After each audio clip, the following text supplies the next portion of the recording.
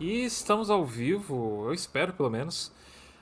Aqui é o camarada Hidalgo. Muito obrigado a todo mundo que compartilhou a live de hoje, que chegou aqui no canal hoje e que está aí aguardando o programa começar, tá? É, Hoje é um programa muito especial para a gente falar sobre as enchentes no Rio Grande do Sul e tudo que está rolando, né, na região em si. E para falar assim que sim, a gente pode apontar os culpados, sim, a gente pode apontar os dedos na cara de quem são os responsáveis por tudo que está acontecendo, porque é muito curioso como os culpados sempre gostam de dizer como que a gente não pode apontar os culpados na hora que a merda rola, né?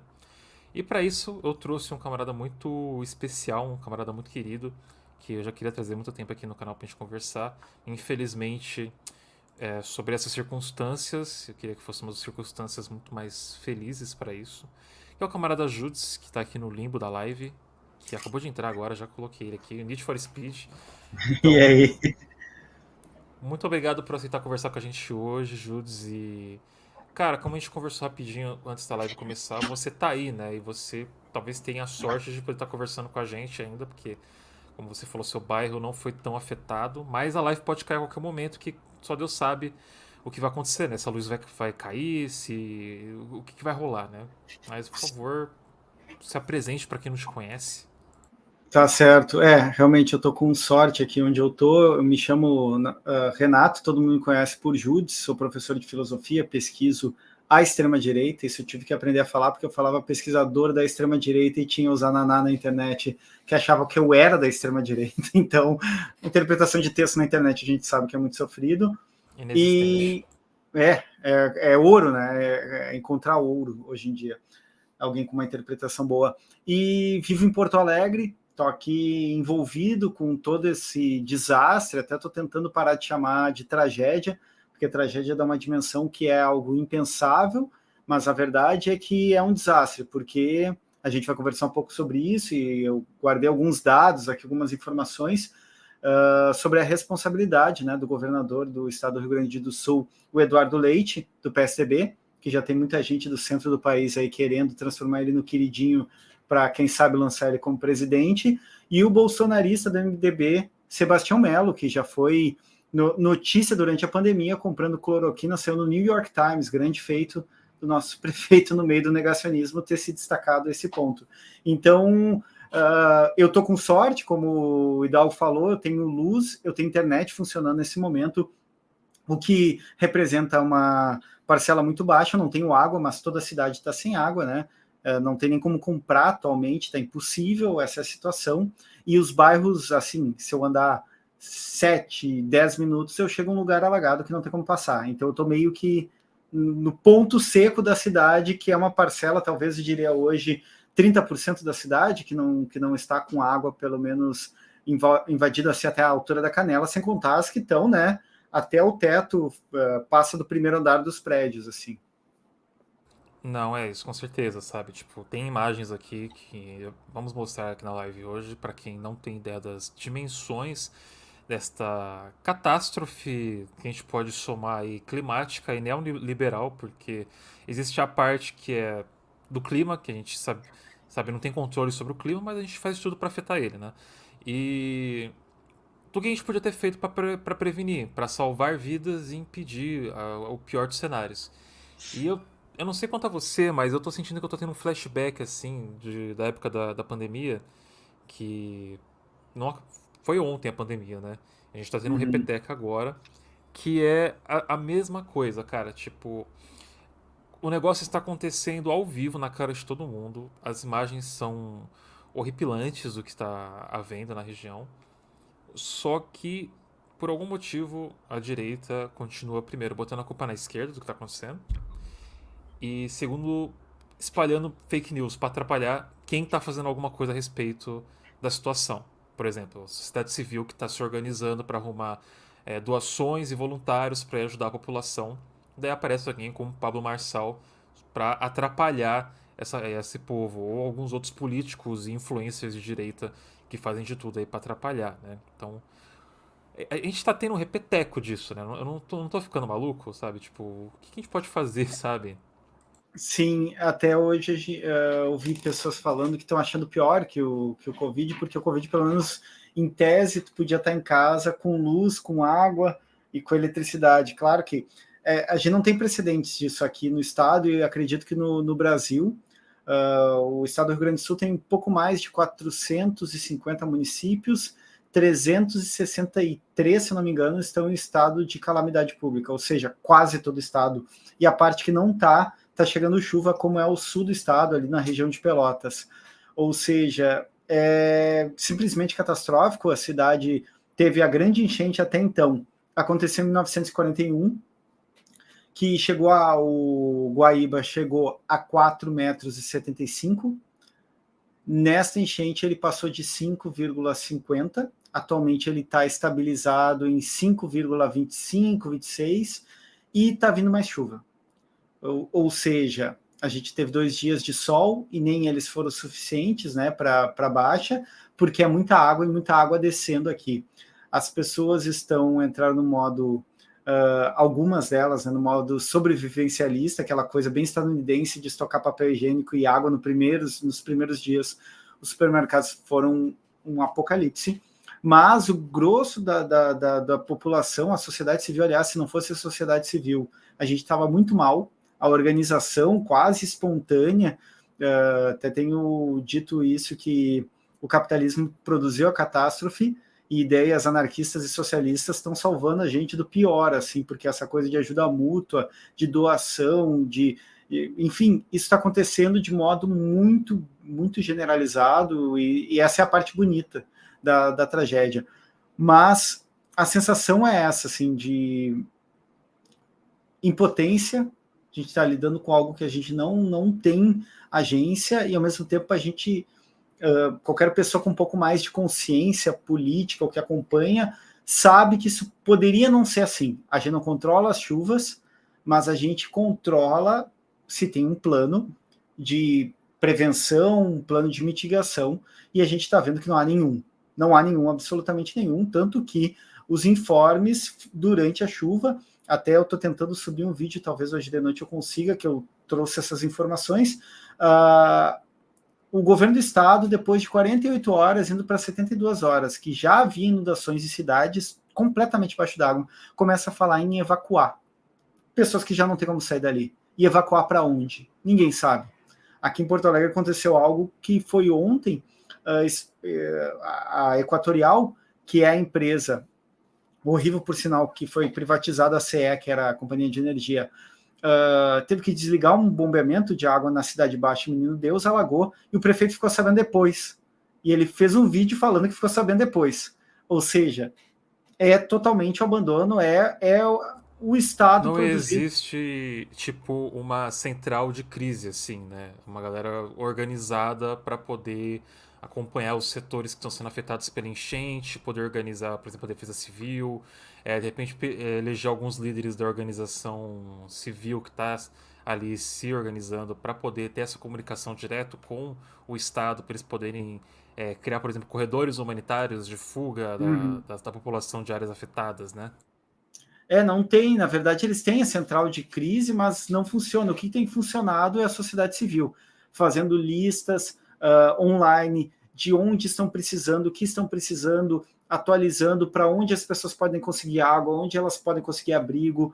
O prefeito, por exemplo, disse para as pessoas que podem ir para o litoral que fossem, só que tem uma série de estradas bloqueadas, não tem como passar. Então, assim, a gente está vivenciando o que é o que sobra do Estado no ultraliberalismo, no neoliberalismo nesse momento, porque é um abandono, as instituições totalmente sem saber o que fazer, rifadas, basicamente rifadas, pedindo Pix. Parece o Zelensky lá na Ucrânia pedindo Pix para as pessoas, Pix do governo do Estado, Exatamente. inclusive. Quem puder, eu estou postando toda hora nos meus stories, organizações e grupos que estão efetivamente transformando esses Pix em ajuda imediata. Eu não recomendo mandar para o governo do estado, não porque sou ANCAP, mas porque a gente não sabe quando esse recurso e como ele vai ser aplicado. Para essas instituições, como a Cozinha Solidária do MTST, para a GRAD, que é o Grupo de Resgate de Animais, para o MST e para outras organizações como essas que estão se organizando, não só de movimentos sociais, mas que estão se organizando e pedindo Pix, a gente tem visto de imediato isso se reverter em ajuda, né? Agora, para o governo do estado, a gente não sabe. Então, esse é o nível. A gente tem que recomendar que vão para essa instituição ou doem para esse grupo, para essa pessoa, porque isso efetivamente faz diferença. Ao contrário do governo do estado que está aí batendo cabeça. Inclusive, eu deixei aqui na descrição do vídeo de hoje, da live, né, que depois ela fica salva no canal, algumas instituições como MTST, MST e inclusive o link para o fio dos Judes no Twitter com todas as outras instituições, porque não dá para colocar tudo aqui, porque isso é muita gente fazendo coisa, para vocês poderem ajudar, tá? Irem lá, porque é isso, né? A gente tem que ir atrás das instituições, das organizações confiáveis que estão fazendo algum trabalho, né? Porque até nisso a direita não consegue se organizar, porque a gente está vendo que, primeiro que eles estão aplicando golpe, para variar, né? Então, como eu falei, estão atrapalhando quem está fazendo realmente esse trabalho. Então, são pouquíssimos as pessoas que a gente pode confiar nesse momento e a gente tem uma listinha lá de organizações que o Judes fez ali, a curadoria colocou lá pra galera poder ver.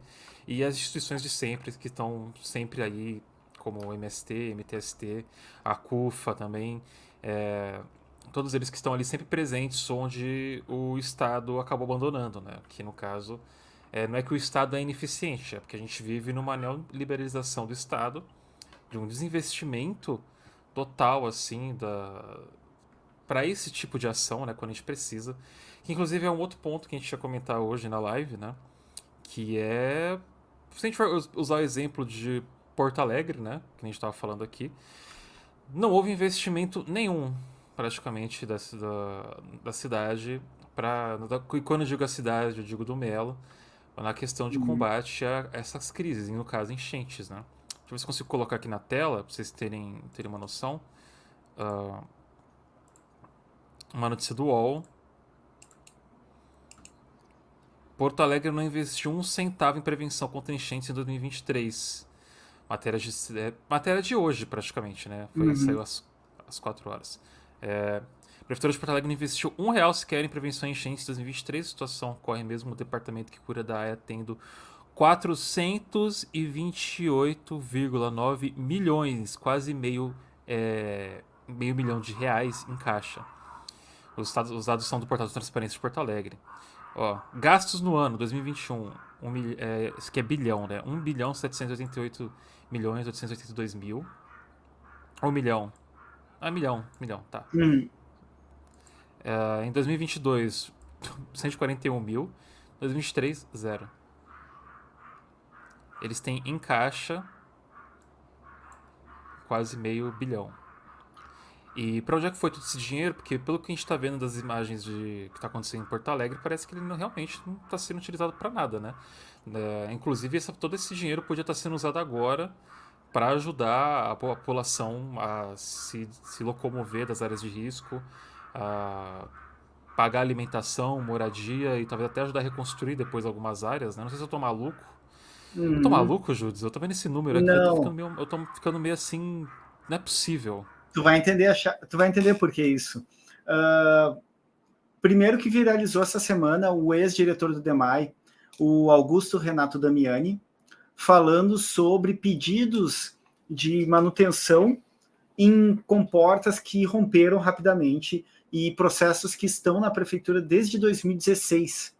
E aí alguém pode dizer, tá, mas o Melo não era prefeito em 2016, mas o Melo virou vice-prefeito em 2013 a 2016, teve 3 mandatos como deputado, como vereador, desculpe, na cidade, e em 2020 ganha a eleição. A chave para entender por que tem 400 e tantos milhões e não está sendo investido nada é basicamente porque há uma vontade política de privatizar o DEMAI. A gente teve, desde 2020, eu sou municipário, estou no sindicato, né, dos municipários e no sindicato específico dos professores de Porto Alegre, e desde 2020 a gente tem que fazer campanha pela não privatização do DEMAI, porque é um interesse do Sebastião Melo entregar, além dele entregar a cidade para as construtoras, para quem não sabe, Porto Alegre está totalmente loteado entre Melnick, Cirela, Goldstein e outras grandes construtoras que inclusive a gente está descobrindo do pior jeito possível que cimento não absorve água. Aliás, é uma informação interessante. Incrível, né? Desde pequeno se debate se a gente chama Guaíba de rio ou de lago. E foi determinado que é lago. Mas por quê? Porque o plano diretor da cidade permite que construções, edificações, quando se trata de um lago, sejam mais próximas da orla do que quando se trata do rio. Ou seja, até essa discussão foi resolvida e tendo em vista o benefício das construtoras. Então, o DEMAI, ele é superavitário, e há anos ele é, só que o Melo quer entregar ele para a iniciativa privada. E, portanto, como que é a receita neoliberal, é aquela clássica. Sucateia, abandona, sucateia, torna insustentável, faz com que a opinião pública ache o serviço uma porcaria, e aí se justifica a venda. E esse é o plano muito evidente. Há 4 anos a gente luta contra essa pauta da privatização do DEMAI. Inclusive, né, você falou um nome aí que também fez bastante barulho nas redes, que é a Melnink. E pelos motivos errados, né? Porque, assim, é uma construtora bilionária, provavelmente, com a maioria das construtoras, dessas grandes. E eles fizeram essa incrível doação para a população afetada pelas enchentes, né? De 50 colchões, 2.000 garrafas d'água e 400 cestas básicas para o Rio Grande. Tá salvo, né? Salvou. Salvou a Não, população local. Pô, incrível, cara. Eu... E pior é ver a galera online. Esse aqui é um programa que eu entrevisto as pessoas, mas eu também falo bastante indignado das coisas, porque eu sou uma pessoa muito indignada e puta. E eu vejo as pessoas online, né, de novo, a galera querendo atrapalhar quem tá se organizando, falando: ah, o Estado não serve pra nada. Se não fosse as empresas privadas, o Rio Grande do Sul tava perdido. Pô, realmente, cara, esses 50 colchões dessa empresa, esses 50 colchões acho que não chega a ser equivalente a uma parcela de um apartamento deles, assim, sabe? sim, eu Não acabei de deve. mandar aqui o lucro bruto deles no quarto trimestre de 2023 foi de 103,6 milhões, e eles ali já tinham aumentado 162% no trimestre, isso é trimestre, de Sim. 2022. Eles tiveram um lucro, parece, acima de 1 bilhão aqui no ano. Pô, então tu tá dizendo pra mim que essas empresas que estão ali fazendo esse capitalismo em cima do Estado, né? Porque o Estado hoje em dia ele não serve pra população, ele serve pra fazer a manutenção do empresas privadas que acabam moldando a nossa vida contra a nossa vontade, essa é a realidade. E isso aqui, gente, eu quero deixar bem claro, isso aqui não é uma doação pra ajudar a população que foi vítima das enchentes. Isso aqui se chama marketing. Isso Uhum. aqui, eles fazem isso aqui pra aparecer na imprensa e pra a galera um pouco menos ligada no que tá rolando, inclusive como o Júlio acabou de falar pra gente, achar que eles estão fazendo algo muito bom, na verdade. Que eles estão sendo incríveis, que eles estão sendo os grandes super-heróis e salvadores do Rio Grande do Sul, né? Sim. E aí tem um monte de gente que compra essa ideia aí, muito ao modo daquele romance horrível da Ayn Rand, da, do Atlante, né, do empresário que carrega o mundo nas costas. Não é verdade, né? Isso é como eu pegar 40 centavos do meu salário e doar para o Estado, se botar em proporção, até menos, se for botar em proporção dessa empresa. E isso é uma coisa que tem sido cobrado, eu acho que isso é algo que vai ficar desse desastre aqui, que é qual o comprometimento das grandes empresas que lucram no Rio Grande do Sul enormemente neste momento que a gente está precisando de tudo, desde pasta de dente até água potável, tudo a gente precisa. Eles doarem 50 colchões, francamente. Tem grupo de pessoas conhecidas que se juntaram quando começou a inundação, que já conseguiu mais colchões fazendo vaquinha entre amigos na internet. Assim, então, É não ridículo, né? disponibilizaram nenhum espaço, eles têm 1 milhão de prédios na cidade, nenhum espaço para receber ninguém. Assim, francamente, né? Não, cara, para mim é um descaso. É uma cuspir na cara da população. É mostrar que eles podem fazer o que quiser na cidade. O exemplo de uma construtora, no caso deles, né, da Melnick. Podem fazer o que quiser na cidade. E quando dá merda, eles fazem uma ação dessas que a visão que eu tenho é que a imprensa ainda vai lá e dá um tapinha nas costas. Fazer eles parecerem os mocinhos. Quando na verdade eles são parte do problema, né? E como você falou da privatização da empresa responsável por água e esgoto da região, né? Acho que é o equivalente à Sabesp, né, para São Paulo. Ah, Sim, en- então faz sentido esse desinvestimento e entregar a empresa com caixa cheio, né, para quem for privatizar. Então é meio loucura, sabe? Para depois ver a cara do prefeito e do Eduardo Leite, né, do governador, com o coletinho. Ele veste ali a skin de Zelensky dele. cosplay de Co defesa civil. o cosplay de defesa civil cobrando do governo federal o que era para ser competência do governo estadual. Tipo, tentando jogar a culpa do que tá acontecendo no estado pro governo federal. Mas não é. Me corrija se eu estiver Sim. errado. Sim, sim. E é isso que foi feito, assim, principalmente o prefeito de Porto Alegre, o Sebastião Melo, que recebeu inclusive apoio do Bolsonaro na campanha dele, né? E fez circular, quando ele concorreu contra a Manuela Dávila, a história de que se ela ganhasse a gente ia ter que comer carne de cachorro, né? Ele se beneficiou de fake news, inclusive. Ele fez uma fala com o Lula aqui, né? A segunda visita do Lula aqui, porque se fosse o Bolsonaro, estava dando de jet ski em outro lugar, né? O Lula veio com ministros e Canoas aqui, uma das cidades mais afetadas, talvez só menos afetada que cidades como Eldorado do Sul, Iguaíba e outras no interior, como perto de Lajeado, no Vale do Taquari. Ele falou isso, assim, do precisa para agora, não sei o quê, que não pode ter promessa, só que, na verdade, ele pediu coisas que não são competência do governo federal e que o governo Lula, eu tenho várias críticas ao governo Lula, mas essa não é uma delas. Está se mostrando solícito e buscando ajudar. O governador do estado, ele pediu desburocratização dos repasses, né, mas a própria condição de declaração de estado de calamidade tira alguns entraves, que é o caminho legal para isso, e já foi feito pelo governo federal, né, para ter mais repasses para o estado poder fazer, então, o uso desse recurso. Só que isso não muda o fato do desinvestimento e da falta de um plano para desastres ambientais, porque ano passado a gente teve uma enchente enorme, não foi tão ruim quanto essa, mas foi horrível. Teve gente que perdeu tudo, teve cidade que ficou submersa. Então não é algo totalmente novo que não fosse esperado. Nós temos pesquisadores, nós temos instituições como o INMET, dentre outros, que avisam sobre as chuvas e a reincidência das chuvas fortes no estado como parte, né, da ebulição climática. A gente não fala nem mais de aquecimento global, mas sim de ebulição, e da entrada da laninha, né? Depois do El Ninho, agora a gente está passando pela laninha, e que era algo previsto e não foi feito absolutamente nada. É, isso.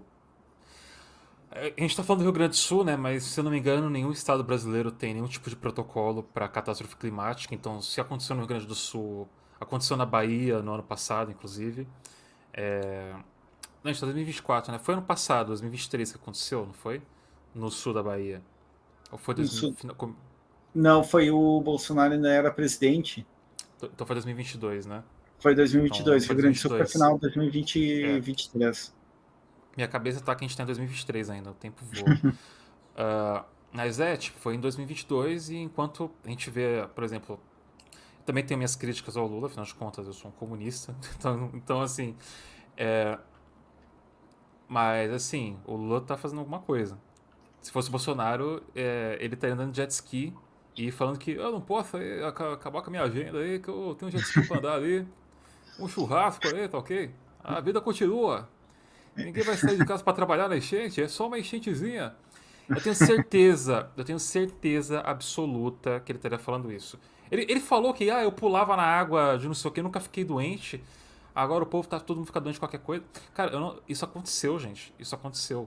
Então, assim, é engraçado, né? Porque a gente vê os políticos, inclusive, do Rio Grande do Sul, eles estão tentando, de qualquer jeito, colocar a culpa do que está acontecendo de tudo quanto é jeito na esquerda, tipo. Só que. Assim, vou mostrar uma outra notícia aqui pra gente comentar.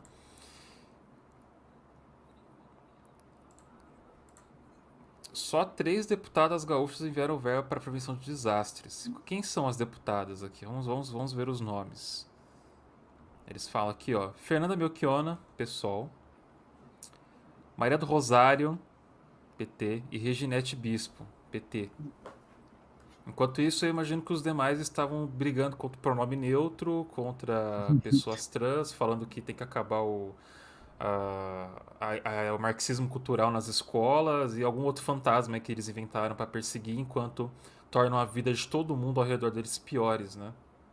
E o Coronel Zucco, que é o líder da extrema-direita bolsonarista no Rio Grande do Sul, foi o mais votado, ele pediu Pix para uma empresa de Goiânia agora, quando começou a tragédia. Então, Arpia, né? Aquele é, Instituto Arpia. exatamente, pediu para o Instituto Arpia, dizendo lá num barquinho, a extrema-direita não está fazendo coisa nenhuma, o que eles apostaram foi criar um pânico moral em cima do show da Madonna, mas assim, até a gente está brincando aqui que um dos desaparecidos na enchente é o senador Mourão, né?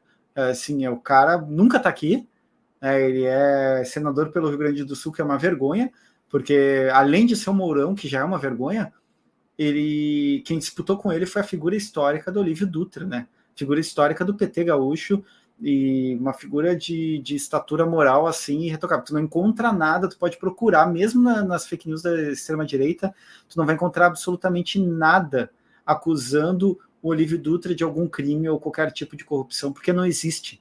Não existe. E aí a gente, nessa onda de bolsonarismo, se elegeu Mourão, nunca designou coisa nenhuma e está sumido. Está sumido, faz um videozinho outro, não está fazendo nada. Assim como o Van Hatten, né? Que é outra figura aqui do Sul, que é da extrema-direita brasileira, que não está fazendo absolutamente nada. Ou seja, a extrema-direita, os patriotas não estão ajudando nada, e aí quem está ajudando a sociedade civil a partir de valores que, conscientes ou inconscientemente, são valores fundamentais para o comunismo, para o socialismo e para o anarquismo, que é a ajuda mútua e a auto-organização, né? A partir, inclusive, desse abandono do Estado, que é uma coisa desesperadora, né? É, sabe, tipo, de novo, parece que era um fenômeno que aconteceu no Rio de Janeiro com o filho do Bolsonaro, né? Que ele era eleito pelo Rio de Janeiro, só que ele nunca tava lá, tava sempre.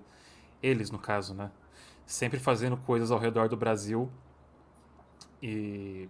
Falando da Madonna, né? A gente pode concretamente dizer que a Madonna fez muito mais pelos afetados do Rio Grande do Sul do que todos esses políticos de extrema-direita e de direita juntos. Porque, pelo visto, aconteceu isso aqui, né? E Madonna Uhum. doa 10 milhões. Ela doou praticamente metade do cachê dela que ela ganha no Rio de Janeiro para as vítimas afetadas das enchentes no Rio Grande do Sul. Bom, segundo.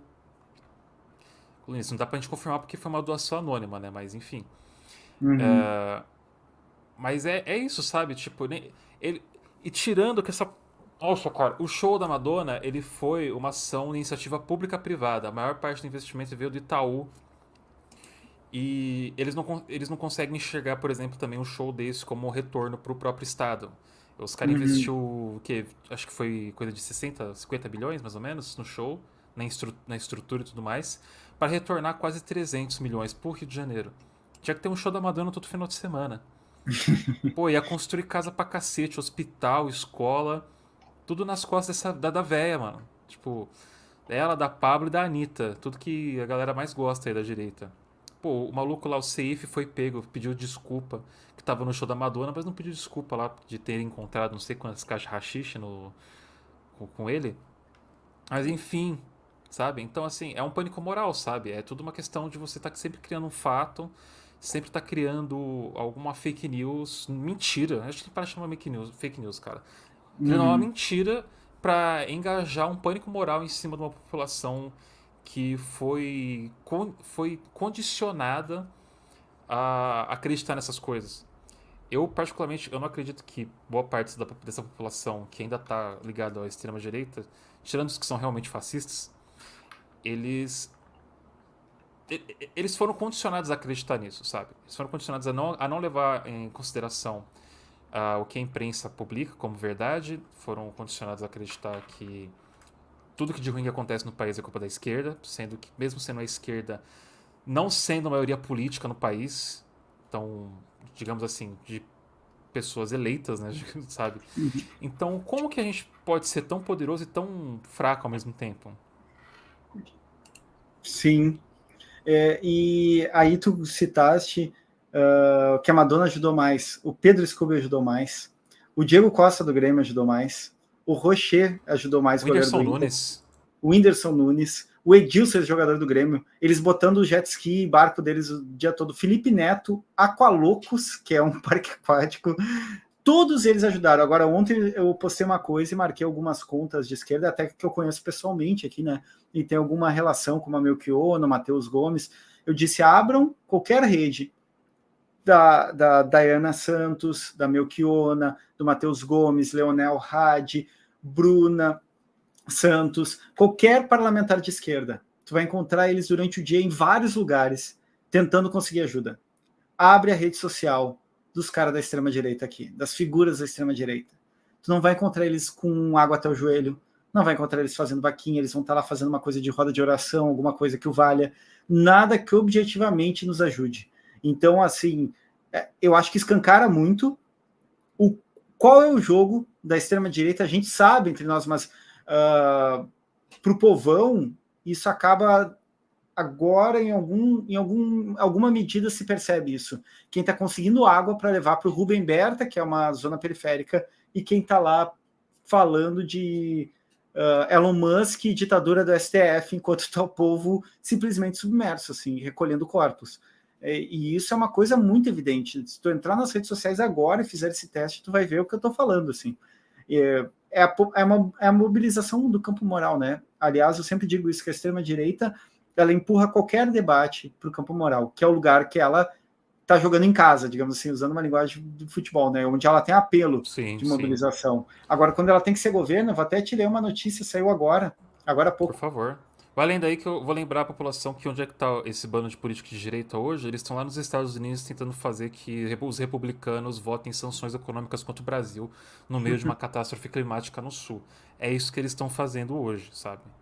Inclusive, isso envolve essa notícia porque que eu vou falar, porque o secretário de Desenvolvimento Social de Porto Alegre, ele entrou de férias hoje, foi para Florianópolis e foi para a França durante a catástrofe. Pô, bacana Esse é o demais, modo hein, de. cara? Pô, o timing Foda. perfeito. Aí ficou tão chato que a prefeitura teve que exonerar o cara. O cara tirou férias e ele é o secretário de Desenvolvimento Social. E Pô, esse tem é o que tipo de. descansar, né, pô? Tava cansado, pô. Trabalhou bastante. Tem que tirar férias. Dê o Estado na mão da direita e receba isso de volta. É nada. Eles não sabem o que fazer. É, Absolutamente. você quer um estado com desinvestimento em todos os seus pilares de ações sociais e públicas, assim, para assistenciar a população, ou um prêmio secreto? Qual que você escolhe? Porque é isso, né, cara? É isso. Eu tenho certeza que Beisola do Privacy já fez mais pelo que tá acontecendo aí no Rio Grande do Sul do que qualquer um desses políticos aí. Porque ela é da região também, né? Ela é do. Ela é de Porto Alegre, que eu acho a Martina, né? Eu tenho certeza, cara. Tenho certeza que ela deve ter feito alguma coisa enquanto esses caras aí estão tudo, tipo, nessa do pânico moral, fazendo roda de oração, falando que a culpa das enchentes é dos terreiros de candomblé que tem no Ah, sul, sim. sabe? Tem isso É um, também. é um mix, assim, de vontade de morrer, sabe? Tipo, é incrível. Exatamente isso, esse neopentecofascismo, agora com esses delírios de ira divina. Olha, já não basta o sofrimento concreto, tem essa outra camada, né? Essa disputa de Sofrimento narrativa. espiritual, E sabe? eles são oportunistas, né? Eles não estão nem aí se está morrendo gente, não estão nem aí. Eles querem construir a narrativa e caçar os likes deles em cima do nosso sofrimento, né? Sofrimento do povo. E isso tá muito escancarado e muito nojento, né? Pô, mas assim, fizeram na pandemia, estão fazendo agora de novo, sabe? Sim. Eu não sei a sua opinião sobre isso, mas eu sou da opinião, tipo, sou bem radical em questão a isso, porque eu já li bastante sobre, já vi ações que realmente reduzem esse tipo de coisa, que é, essas pessoas tinham que, além de ser presas, elas tinham que perder todas as redes sociais delas, nunca mais terem acesso às redes sociais, não importa se seja Telegram, se seja Instagram, TikTok, porque é por essas redes que eles fazem esse tipo de coisa. É que eles espalham essas mentiras. E eu acho que você pode ter até uma política de 3 strikes. Strike 1, strike, no terceiro, irmão, perdeu. E assim, você está delimitando algo que pode afetar a esquerda. Cara, assim, eu acho que a gente já tá fudido de qualquer jeito, né? Então, assim, eu acho que quando a gente consegue delimitar, claro, o que é uma mentira e o que é você, por exemplo, criticar o Estado, ou criticar. Assim, existe uma linha tênue entre você ameaçar o ministro do STF de morte e a família dele e você criticar esse ministro pelas ações e da forma que ele vota. Eu acho que você consegue, você, adulto funcional, consegue claramente distinguir essas duas coisas. Elas não são iguais de forma nenhuma. Ou eu tô maluco, Judas? Não, com certeza. É, claro que se a gente aprofundasse o que é a verdade e mentira no sentido filosófico, seria mais difícil, mas a gente está falando de mentira escancarada para Exato. uma agenda, a gente não está falando sobre a realidade, o que é a vida, o que não é, mas sim sobre uma mentira descarada com fins de agenda política, né? Esse é um ponto fundamental. Não sei se a gente conseguiria tirar as redes, mas regular as redes é fundamental. E regulamentar Cai isso é nisso, né? para ontem. Porque a gente tem um desdobramento, às vezes as pessoas acham que é pouco, que mentir nas redes é pouco, mas isso causa problemas como, por exemplo, gente deixando de mandar doação porque rolou uma fake news que sem nota fiscal está sendo barrado. Imagina um estado em calamidade absoluta, faltando tudo, que eles vão olhar a nota fiscal para dizer, ó, essa doação aqui, quem que doa com nota fiscal, sabe? Isso causa impacto real muito forte. Inclusive, essa fake news foi espalhada pelo Pablo Marçal, um dos que espalharam essa fake news. Obrigou a Brigada Militar que está trabalhando pela população ter que parar de trabalhar, parar de salvar vidas, parar de distribuir mantimentos e ter que gravar um vídeo, que é esse vídeo aqui, ó. Para quem não viu.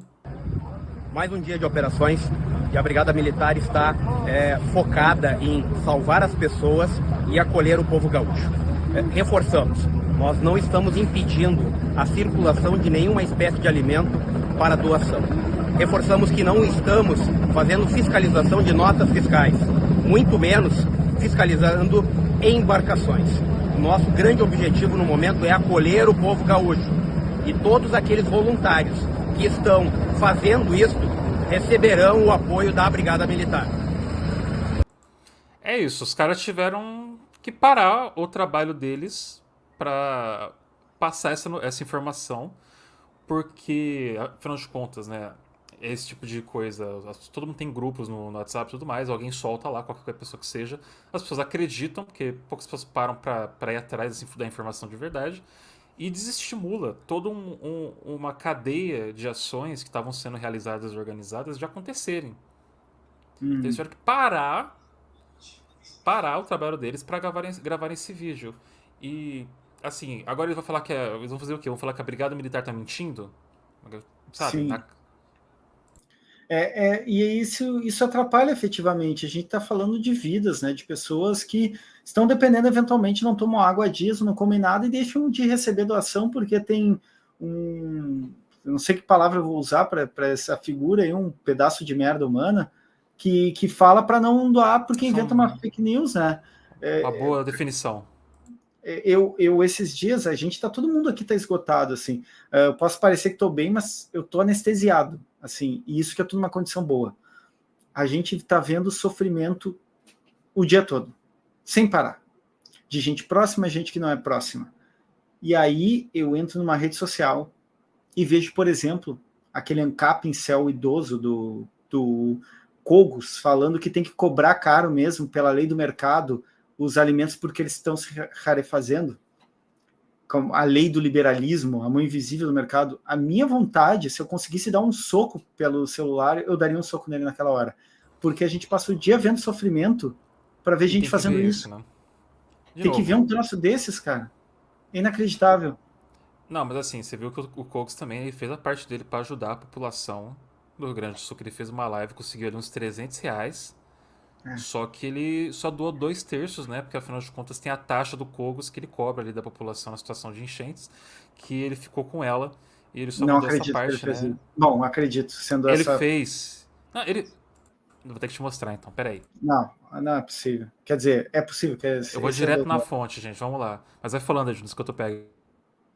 Não, eu não duvido que seja real, né, mas é indignante, porque a gente está vendo gente passar fome, e não é uma coisa abstrata, é algo próximo, de gente, a gente vê amigos, familiares, que estão ali usando o último sinal em cima do telhado, dizendo, olha, precisamos de resgate, não tem que comer, não tem que tomar, a gente está aqui em cima, e passa 2, 3 dias lá em cima, assim, e aí o cara fala um troço desses, assim, é impressionante. Até ver essa eu não sei se eu posso mostrar, porque ele postou um print aqui. Mas acho que se ele postou o print, acho que não tem problema, né? Acho que dá pra mostrar. Que ele mostrou o print da doação que ele fez, mas não mostra, acho que nenhum dado importante aqui. Mostrou só o nome dele, que todo mundo sabe que é Paulo Cogos. Aqui, ó, deixa eu mostrar pra vocês. Assim, eu acho que a gente dá muita atenção pro Cogos também, né? Porque, para pensar, ele conseguiu, tipo, R$300. Então, Sim. É uma piada, desculpa, é uma piada. Mas aqui, ó, a live de hoje arrecadou R$263. Prometi doar 2/3, arredondei para 180. Contrato com seguidores cumprido. Não é possível. Isso aqui é direto da comunidade da página dele, tá? Do YouTube. Isso aqui não é mentira. Isso aqui não é um bagulho que a gente fez aqui pra zoar ele. Ele se zoa sozinho fazendo isso. Eu acho muito hipócrita da parte do senhor Paulo Jogos, de ser contra imposto e na hora de fazer uma doação para vítimas da enchente do Sul, aplicar o imposto do Cogos em cima da doação. Eu acho muito hipócrita da sua parte, né? Então, assim, eu acho que ele podia aproveitar que ele é ANCAP, vem para o Rio Grande do Sul, tem vários lugares que simplesmente não tem assistência nenhuma e vai viver o sonho. Vai viver o sonho no meio da enchente, não tem regulamentação, não tem ajuda do Estado, não tem nada. Viva o sonho. Venha, Cogos, venha conhecer o ANCAPistão aqui, que ele quer tanto. É o momento dele brilhar, né? Exato, tipo, já que ele quer tanto ver como é que é na prática a situação, tá na hora, apareceu a oportunidade, né? Porque a situação está uma terra sem lei, as pessoas estão tendo que se organizar para se salvarem. A gente não sabe como é que vai ser o pós ainda, mas é uma questão meio que plano Marshall mesmo, de reconstrução. Tem que ter investimento pesado do Estado para isso. E eu tenho certeza que na hora que sair o dinheiro do governo federal para reconstruir o Rio Grande do Sul, vai aparecer esse bando de político de direita que não fez nada na situação agora e não fez nada para prevenir isso de acontecer, e falar que o Estado está pegando dinheiro do contribuinte para fazer caixa 2 ou desviar para construtoras amigas do Lula, coisas assim, sabe? Tipo, e tentar impedir que esse dinheiro chegue na população de alguma forma. Me cobrem depois, vocês podem cortar e podem me cobrar depois. Eu espero que isso não aconteça, porque seria o nível extremo da canalice, né? Mas eu tenho certeza que isso vai acontecer, sabe? Então, assim, se preparem. Não dá para duvidar da capacidade dessa gente ser escrota, né? Eu não duvido nada. Eu não, assim. E falando de fake news também, parece que soltaram outra fake news falando que crianças estariam sendo abusadas nos locais de acolhimento, né? E também vamos ter que mostrar aqui novamente que isso não está acontecendo. Mas, de novo, a extrema-direita soltando essa notícia para criar pânico moral e atrapalhar a população. Mas aqui, que foi exatamente em Canoas.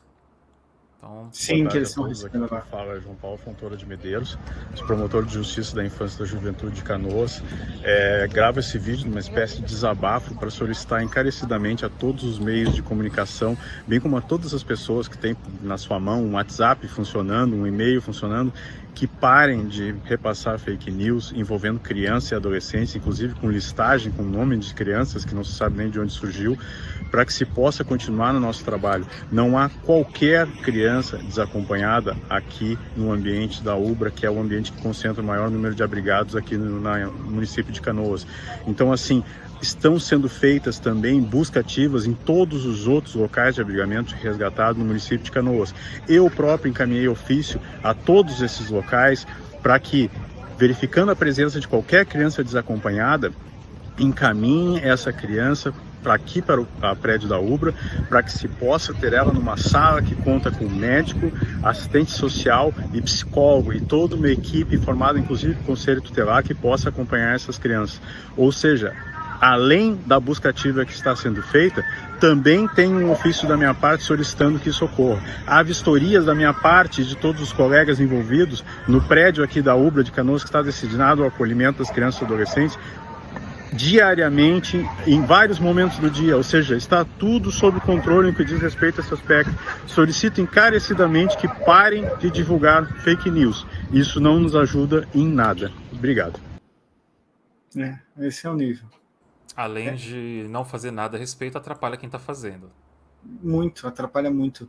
E a gente está tendo já alguns golpes, o pessoal pegar e cards e trocar o Pix, né, de doação para pegar o dinheiro para si próprios, algumas situações de assalto, né, de pessoal ir com a embarcação.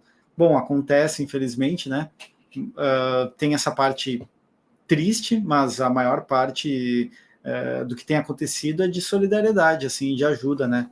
E aí vem essas fake news, que é sempre alarmista, né, que é sempre nesse nível de o que isso gera para nós? Nada, só atrapalha. Não, assim, não é uma campanha de arrecadar fundos, é uma campanha de mentira, para ter a narrativa, porque eles só querem isso. Eles querem a narrativa, eles querem o poder, né? E mais nada. Objetivamente, tem gente morrendo ainda. O número agora oficial é 90 pessoas. Mas isso é óbvio que tem muito mais gente morta. É óbvio. Tem cidades que ainda estão totalmente submersas, o nível da água não cedeu. Por exemplo, Eldorado do Sul, que é uma cidade vizinha aqui de Porto Alegre, ainda está 100% debaixo d'água. Ou seja, a gente não tem dimensão ainda total de todas essas cidades de pessoas que morreram. Tem 132 consideradas desaparecidas. Então esse número vai aumentar muito ainda. E aí, nesse momento, que é o mais dramático, porque cada dia que passa diminui a chance dessas pessoas que estão desaparecidas estarem vivas, a gente tem esse pânico moral aí que só atrapalha. É triste, para não dizer que dá ódio, né? Dá raiva. Efetivamente eu tenho raiva. Não tem outro sentimento que me cause isso. É sempre bom lembrar que a cada segundo gasto desmentindo mentiras e espalhados pela extrema-direita e pela direita sobre a questão catastrófica que está acontecendo no Rio Grande do Sul, é uma chance de uma vida estar se perdendo. Então, é menos tempo na mão de quem está fazendo os resgates, de quem está ajudando a distribuir comida, quem está ajudando a resgatar animais também que acabaram se perdendo dos seus donos. Tem muita gente perguntando, né? Mas por que as pessoas deixaram os animais para trás? Porque, infelizmente, na primeira onda de resgates, os animais não eram a prioridade. A prioridade era resgatar as pessoas e não dava para colocar os animais nos barcos, porque isso iria acabar tirando o lugar de uma pessoa. É a realidade da parada, assim, é triste pra cacete, mas é por isso que tem esses outros trabalhos acontecendo agora de pessoas indo resgatar os animais, né? Organizações indo resgatar os animais que ficaram para trás. E muita gente não saiu de casa por conta dos animais também. Exato. Teve muita gente que não quis sair e ficou por conta dos animais. E a gente tem um trabalho incrível, tem que mencionar a GRADE, Grupo de Resgate aos Animais em Desastres, a Daisy Falsi, que vocês podem achar no Instagram, estão fazendo um trabalho incrível. A revelia do Estado, e assim, bem objetivamente, quem a gente vê no resgate junto com a sociedade civil? Os bombeiros. A gente não está vendo militar, quase não vê milico, tá? Diz que está no interior, mas o que a gente tem de vídeo e das pessoas que estão no resgate, pelo menos na região metropolitana, é bombeiros e um pouco a Brigada Militar também, né? E sociedade civil. Galera pegando jet ski, lancha, comprando. Tá rolando vaquinha direto do pessoal, tá comprando lancha e barco e indo. Jet ski, né? Para fazer os resgates. Jet ski, e isso é uma coisa que eu, inclusive, tuitei, eu acho que mais pessoas pediram, inclusive a Comissão de Direitos Humanos, que é presidida pela Laura Cito, do PT, que tem na nossa Constituição um dispositivo legal que tu pode, como Estado, em casos de tragédias e desastres, requerer bens de propriedade individual, como barcos, carros, lanchas, e o governo do Estado não pediu. as pessoas têm que ficar implorando, e a gente tem, por exemplo, uma das ilhas que foi submersa logo no começo, a Ilha da Pintada, que tem inclusive um documentário do Jorge Furtado bem famoso, porque é um bolsão de pobreza extrema. Nessas ilhas do entorno ali do Guaíba, tem mansões de milionários, de gente da Gerdau, da Tramontina, que tem lancha parada, que tem jet ski parado, sabe?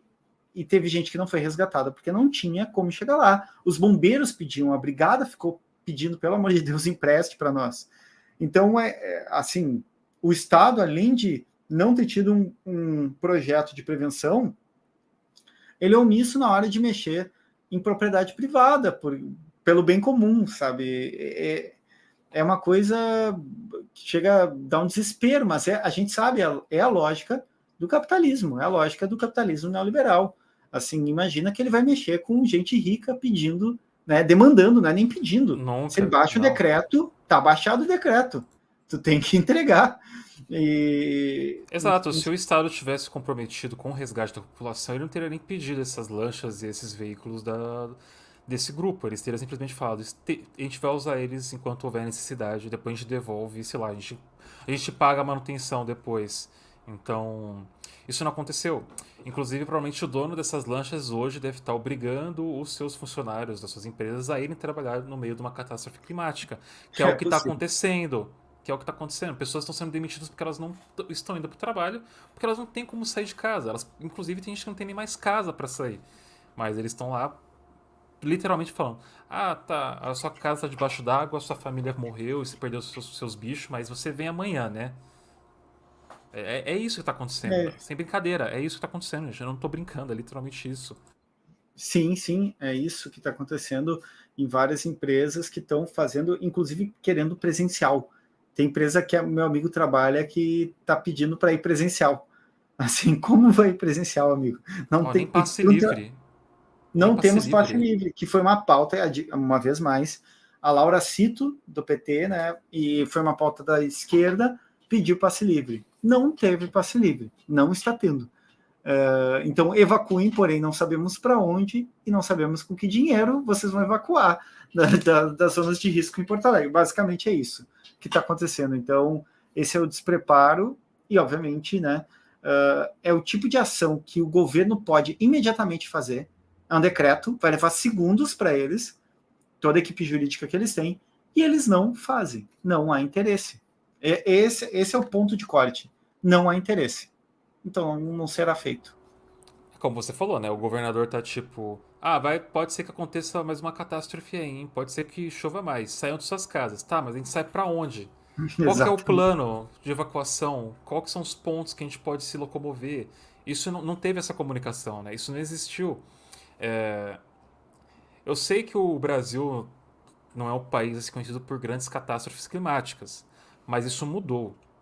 Isso mudou. Daqui pra frente, amigos, com as mudanças climáticas, temos uma live aqui com uma especialista em mudanças climáticas, inclusive, que gravamos no ano passado, com a Karina. E, assim, o planeta vai ficar mais quente, ponto. Não tem mais o que a gente possa fazer a respeito disso. A gente pode deixar a situação menos pior. Só isso. E nem isso a gente está fazendo. Então, a gente precisaria que já existisse planos de contingências para esse tipo de catástrofe climática que a gente está vendo acontecer, não só no Brasil, mas no mundo inteiro. Em países africanos estão acontecendo enchentes do mesmo nível, assim, que estão assolando cidades inteiras também, sabe? Então a gente já chegou nesse ponto dessas catástrofes chegarem aqui. Países que sempre sofreram com isso, obviamente eles têm muito mais experiência, como o Japão, que é um país que, desde que existe o arquipélago de ilhas ali, eles têm terremoto e outros tipos de catástrofes que eles sabem muito bem como lidar. O governo faz o trabalho dele, tem a iniciativa pública-privada também em conjunto, que é o famoso: no Japão caiu lá a ponte, não sei o que, no dia seguinte a ponte estava de pé já. Que a galera daqui costuma gostar de compartilhar para falar que lá é muito melhor que aqui, né? Mas tem um motivo para isso. Porque tem terremoto lá e eles estão acostumados a reconstruir de um dia para a noite as coisas.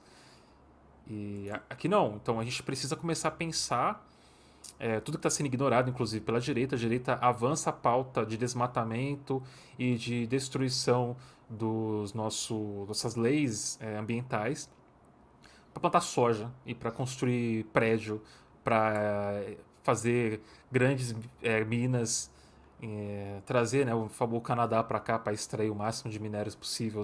O Uhum. Abraskem mesmo, quando não aconteceu no norte do país. E, a- Essa preocupação, né, da direita por aqui. Não existe uma e preocupação em criar um protocolo de catástrofe climática, como aconteceu agora no sul.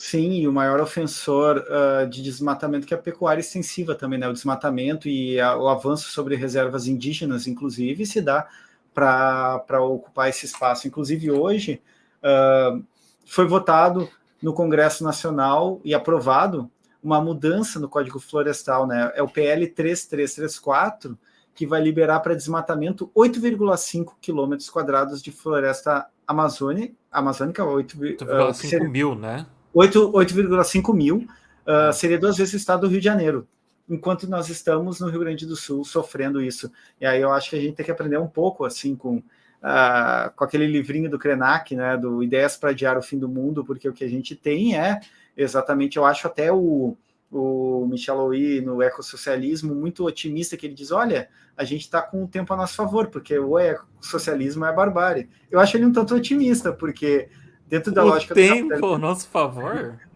ele diz, o desespero vai bater, a gente vai ter que ser ecossocialista. Eu queria que sim, mas na verdade Não a, vai. nat a natureza do capitalismo é a natureza do buraco negro, né? Engolir tudo e se destruir, basicamente. Então, eu acho ele muito otimista, assim, nesse Pô, sentido. cara, Mas o livro é pós ou anterior à pandemia? anterior. Ah, então tá explicado o otimismo dele. Parece a esperança que eu tive com o Zizek falando lá, não, com a pandemia vamos refundar o comunismo como uma possibilidade para as pessoas. Porra nenhuma, as pessoas estão lambendo corrimão de novo aí na rua, ninguém sabe mais o que é máscara. As pessoas, pelo contrário, as pessoas estão mais antivacinas do que nunca agora. Então, assim, se existir uma esperança de que a corda tá no nosso pescoço e só falta a gente dar um passo pra frente para enforcar, cara, parece que tem muita gente pulando de bom gosto, assim, ó. Bora se enforcar Sim, junto. Só que o problema que eu gosto de dizer assim é que não foi uma escolha minha, não foi uma escolha sua. Foi uma escolha de 1% da sim, população sim. pra gente. Eu gosto daquele livro, né? How to Blow Up a Pipeline, né? Como explodir um duto acho que um gasoduto, né? Que acho que é a tradução. Que é uma ficção que fala que a gente já tá num nível que a gente sabe que o mundo vai acabar. A catástrofe climática tá aí. Todas as formas de manifestação pacíficas foram feitas e foram duramente reprimidas pelo Estado, pela classe dominante. E tudo que resta para a população fazer, para pelo menos não desaparecer sem resistência, é explodir um gasoduto, para mostrar que ainda existe resistência. Então, eu sinto que a gente está muito próximo de explodir um gasoduto, ou uma plataforma de petróleo, no equivalente no Brasil, não sei, para tentar mostrar que puta que pariu, a gente tem que fazer alguma coisa, senão já era. Já era. Sim. A gente tem que começar a construir umas guilhotinas? Eu não sei. Tô dando a ideia aí pras pessoas. Deixa Um no ar. projeto, um do yourself, uma guilhotina. É, eu acho que esse é um problema assim que eu acho que tem impactado muito, principalmente os mais jovens, que essa falta de perspectiva que o fim do mundo, ou ele dando sinais de fim do mundo, ele causa, né? Essa falta de perspectiva e que muitas vezes para nós também, não só para os mais jovens, pode ser um tanto imobilizante. A gente pode cair naquilo que é, nada faz diferença, o que eu vou fazer não faz diferença, então vou abraçar, né? Tô no inferno, vou dar um abraço no capeta. O que é uma desculpa também para um conformismo muito ruim, né? Muito contraproducente. Assim, acho que tem que retomar aquela ideia que Gramsci repete dos gregos antigos, que é o pessimismo na mente, na inteligência, mas o otimismo da vontade, assim, né? Transforma, ou mesmo que Che defendia, né? Transforma a indignação em combustível também, né? E a raiva num combustível para fazer algo diferente.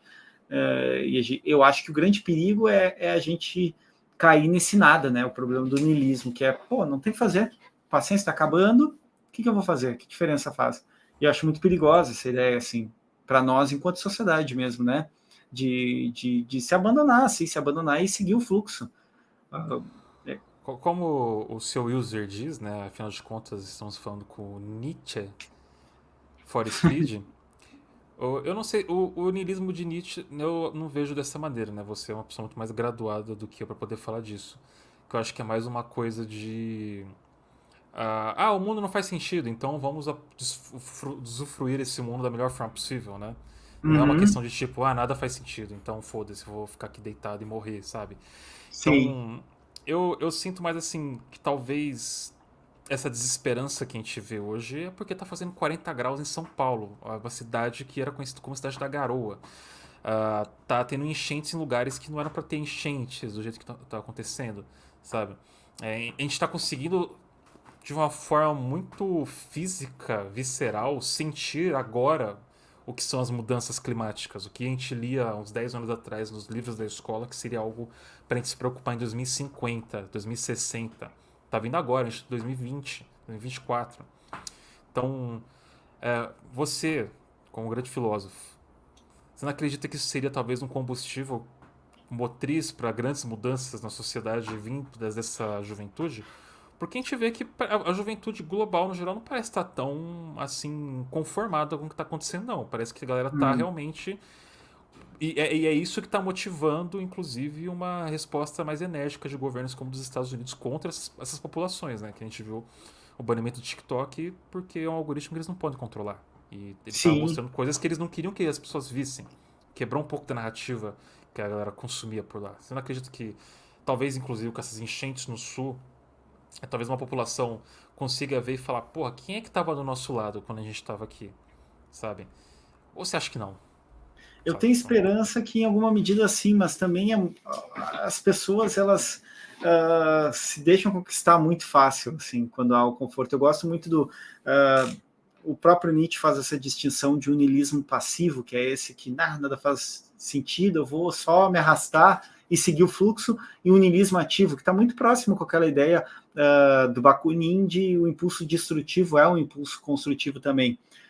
Eu acho que sempre há duas vias, né? A constatação de uma situação grave, ela pode me paralisar, ou ela pode, e a raiva e a indignação é um combustível importante, ela pode me mobilizar.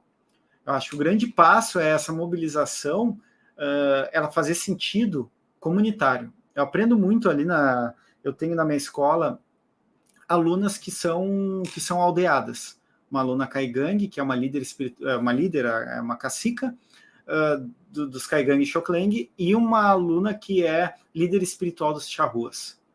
A perspectiva de ação é sempre comunitária. A perspectiva de existência no mundo é sempre comunitária. E isso acaba passando, elas acabam trazendo as experiências, e até às vezes a gente chama ela para falar com os outros alunos, parece contaminando, num sentido bom. E essa tragédia que está acontecendo aqui, essa catástrofe, na verdade, está acontecendo aqui, me parece que dá uma dimensão possível da gente pensar a própria existência comunitária e também quem estava junto, quem pegou junto, quem estava interessado. E eu tenho esperança, assim, que grande parte, e aí a gente precisa ajudar os jovens a orientar sua indignação, sua rebeldia, porque a gente sabe, porque a gente foi jovem também, e a gente sabe o que aconteceu com o Trump, com o Bolsonaro, que também é fácil da extrema-direita capturar essa rebeldia e transformar em combustível para sua agenda, né? Então, me parece que a gente tem uma janela de oportunidade do fim do mundo, que é a gente tem que primeiro conseguir pular esse niilismo passivo que Nietzsche falava, que ele reconhecia em Schopenhauer no pessimismo, que é o niilismo, aquele nada faz diferença, então azar, não vou me mexer para nada. A gente tem que pular isso, mobilizar os sujeitos para que se sintam parte e para construir isso a partir desse momento que o sujeito pensa, vou fazer algo, para conectar isso como uma demanda coletiva, né? Não necessariamente dissolver os interesses e as vontades do sujeito no coletivo, mas construir coletivamente. E eu acho isso importante, que é a noção que eu gosto muito em Spinoza de multidão.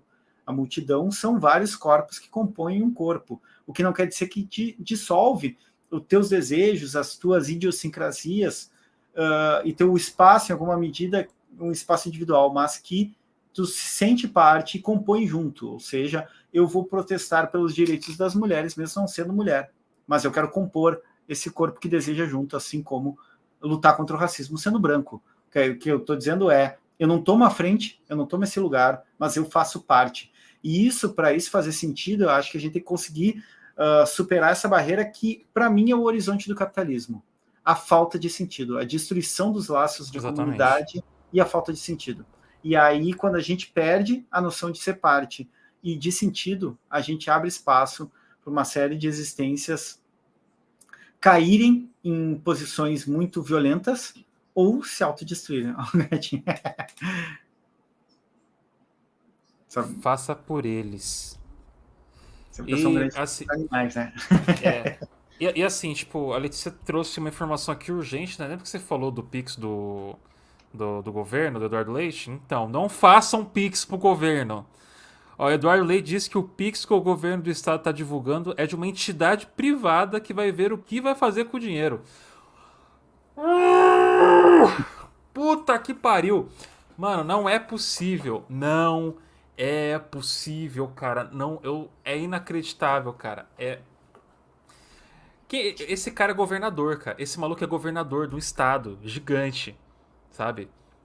Que tá sofrendo uma catástrofe climática agora. É esse cara. É esse cara aí, ó. Sabe, tipo... A quarta economia do Brasil, até onde eu não estou enganado, e ele fica pedindo Pix para uma entidade privada. Maravilhoso. Inclusive, para quem não lembra, o Eduardo Leite, que ele é muito, muito insensado aí pela direita liberal e ponderada, esse foi um cara que é um homem gay, que demorou muito para fazer a crítica à adesão ao Bolsonaro e fez de um jeito muito, de um modo muito, a gente chamaria aqui ensaboado, de um modo muito escorregadio. Ele demorou para se descolar do bolsonarismo, ele é muito atacado pelos bolsonaristas até hoje, ele inclusive foi o cara que disputou com o Onyx Lorenzoni o segundo turno do governo do estado. Ele é muito atacado, inclusive pela condição de homem, de homossexual. Ele demorou muito para se desacoplar e fazer críticas às políticas negacionistas do Bolsonaro. Então, assim, é aquela coisa que a gente fala há muito tempo e o pessoal fica querendo desvincular, que o fascismo e os fascistas são sempre o botão de emergência do capitalismo liberal. E, assim, ele está mais para lá. Inclusive, durante a campanha para governador, nós da esquerda, do campo progressista, de modo mais amplo, tivemos que votar nele. Alguns até fizeram campanha, eu não tive coragem, né? Mas era contra o Onyx Lorenzoni, então era desespero. E ele simplesmente não fez nenhuma declaração nessa mesma eleição pró-Lula contra o Bolsonaro. Então essa é a figura que a gente está lidando. Incrível. Incrível. Tipo, essa figura. Ó, inclusive mandaram aqui o vídeo no meu Zap dele falando isso aqui. Vamos ouvir direto da boca do homem, olha lá. Do Pix, pessoas questionando o destino das doações como devem feitas fazer pelo Pix SOS Rio Grande do Sul. Se o senhor puder, governador, aproveitar essa oportunidade. Super importante, quem está nos acompanhando na live, vamos lá, para ficar muito claro, né? O Pix não é para o governo, o Pix é para uma conta de uma entidade privada, que é da Associação dos Bancos do Rio Grande do Sul, que são bancos públicos, na verdade. Então é uma entidade privada, não é dinheiro para o governo, para fazer... Nenhuma das ações que nós anunciamos aqui vai consumir os recursos do Pix. Os recursos do Pix são para, com a participação de entidades sociais, nós atendermos as pessoas que foram atingidas. Como é que nós fazemos isso? No YouTube, a respeito... Como é que nós fazemos isso? Ótimo. Bom, é isso, né? Essa é a pergunta. Como que a gente tem coragem de fazer um troço desse? É incrível. Como que a gente fez isso? Incrível. Porque, tipo, de novo, o Estado tem dinheiro também. Não era nem pra estar pedindo Pix. Pra mim isso é criminoso. Sim. Se alguém tiver aí, porque eu procurei que eu não achei a lista dessas entidades, organizações aí da sociedade civil que esse dinheiro está sendo destinado, porque eu estou muito curioso para ver quais são essas entidades. Porque, primeiro que já... Eu tô procurando, não apareceu aqui ainda pra mim, mas se vocês tiverem... Inclusive, ele anunciou, agora ele falou disso, porque ele anunciou como se Agora, fosse o governo, saiu com um cardzinho do governo, ajude o governo do estado do Rio Grande do Sul. Quer dizer, alguém está agindo de má fé aí, tá de cometendo, muita má fé, cara. tá cometendo Muita má mais fé. um crime. Mais um Não, crime. crime acontece feijoada, Brasil. Mas eu queria até levantar aqui um ponto, né? Eu sei que a live já está se estendendo um pouco, já está com 1 hora e 12 minutos, mas tem um outro ponto agora, vou fazer uma crítica à parte da esquerda, tá? Que a gente está aqui também para apontar o dedo na cara de várias pessoas. A gente sabe quem são os culpados do que está acontecendo no Sul. Primeiro é o capitalismo, segundo é o governo do estado e falando de Porto Alegre em específico, a prefeitura, que não fizeram nada para prevenir as enchentes e para fazer assistência à população que precisava ser deslocada. Não traçaram um plano, não fizeram nada a respeito, inclusive tem isso aqui, ó. Cadê? Eduardo Leite ignorou o relatório com medidas de prevenção às tragédias climáticas no Rio Grande do Sul. Eu vou deixar para vocês lerem aí no chat depois. A gente vai dar uma olhada nisso mais tarde. Então, teve esse pequeno... Porque, de novo, né? Eu gosto muito deles, que essa galera costuma tratar qualquer tipo de protocolo de prevenção, qualquer coisa que não trata com o agora, como se fosse desperdício de dinheiro público, né? Então, Sim. lindo, maravilhoso. Mas tem muita gente da esquerda falando que a gente está sendo muito solidário com o Sul, um estado cheio de fascista, cheio de nazista, e que eles se afoguem, eles que morram e tudo mais, sabe? Não tô brincando, tem gente que tá falando isso, sabe? Sim. E parece que eles esquecem de muita coisa do Sul, né? Então, por exemplo, do próprio MST, sabe? Sim, Então, nasceu aqui. você pode falar mais pra gente, Júlio, por favor. Nesse sentido, o pessoal produz um Sul imaginário, né? Primeiro que a gente tem, o MST nasceu aqui, a gente teve a campanha da legalidade de 64 com Leonel de Moura Brizola, mobilizados contra a ditadura militar. A gente tem uma comunidade negra bastante importante e relevante. Para quem não sabe, o Rio Grande do Sul é o estado que tem mais espaços de religiosidade afro no Brasil, mesmo incluindo a Bahia, o Rio Grande do Sul tem mais. O próprio surgimento do Dia da Consciência Negra nasce numa mobilização hoje, onde a gente chama de esquina democrática, mas na época o movimento negro nos anos 70 chamava de esquina Zimbábue, né, o espaço de encontro. A gente tem também, é o estado que tem mais disputa por demarcação de terras indígenas, a gente tem os caigangues, a gente tem guaranis e variações, né? A gente tem do tronco guarani, os MBA e outros grupos étnicos guaranis. A gente tem os charruas que foram dados como totalmente dizimados, tanto do Uruguai quanto do Rio Grande do Sul, e que nós temos descendentes diretos dos charruas. Inclusive, eu comentei que tem uma aluna na minha escola que é charrua, que é liderança espiritual. Ou seja, é um estado que, digamos que todo mundo fosse branco, como esse estado imaginado. Se tu quer ver pessoas morrendo por serem simplesmente brancas, aí eu sei que tem muita gente na esquerda que odeia isso, que odeia esse conceito, que odeia que eu falo, mas tem um conceito lá do melhor aluno de Lacan, do psicanalista, que é Félix Guattari, que produzia muito com o Deleuze, que aliás eu gosto muito, talvez não goste tanto da fanbase, mas gosto deles, que tinha um conceito de microfascismo, que é essa produção do outro que deve ser eliminado. E quando as pessoas desejam a eliminação desse sul imaginado, eu me pergunto se essas pessoas mesmas não precisam de um pouco de terapia. Não vou nem dizer de microfascismo para não ficarem bravas comigo, porque elas já são microfascistas, mas se essas pessoas não precisam tratar de outro modo, assim, porque uma coisa é tu projetar no outro estado que está longe de mim, pessoa morrendo, outra coisa é tu ver gente morrendo, outra coisa é tu ver pessoas, animais morrendo de fome. E quem sofre, para finalizar isso, são as pessoas mais vulneráveis. Porque o sujeito que tem dinheiro já pegou um avião, já pegou um helicóptero, já foi para o litoral, foi para Florianópolis. Quem está quebrado é o agricultor lá no interior do Vale do Caí. Quem está quebrado, que está com água até o teto, sem ter o que comer, é o morador do Morro da Cruz, da Vila Mapa, territórios pretos em Porto Alegre, 70% da comunidade é negra. Essa gente que está sofrendo mais do que todo mundo. E aí as pessoas têm que conhecer um conceito chamado racismo ambiental. Primeiro que nós no sul global estamos pagando pela catástrofe climática, inclusive eu acho maravilhoso que o Lula sempre lembra disso. Os causadores da ebulição global, sobretudo da emissão de gás carbônico, são os países do norte global.